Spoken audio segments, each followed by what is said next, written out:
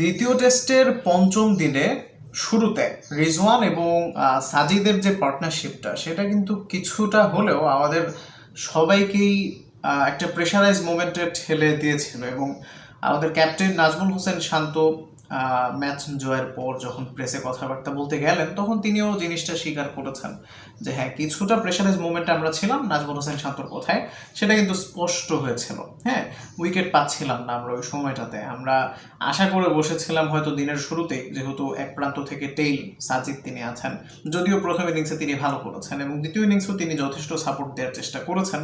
So আমরা আশা করে বসেছিলাম যে তিনি স্ট্রাইক পেলে আমাদের পেসাররা নাহিদ রানা, তাসকিন, শরীফুল, তারপরে স্পিনারদের মধ্যে মিরাজ, তাইজুল, পাঁচজনই মোটামুটি বল করেছে।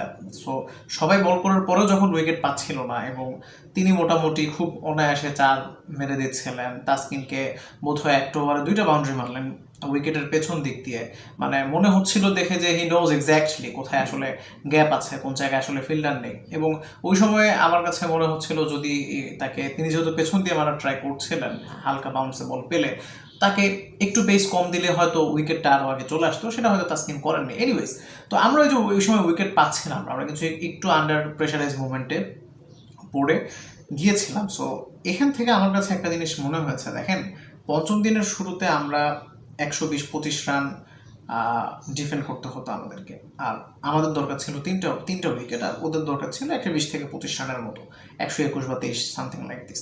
সেটাকে কিন্তু তারা কমিয়ে একেবারে 70-এর ঘরে নিয়ে এসেছে। মানে সাজিদ এবং রিজওয়ান মিলে সেটাকে তারা 70-80-র ঘর পর্যন্ত নিয়ে আসতে পেরেছে, এরপরে তারা আউট হয়েছে।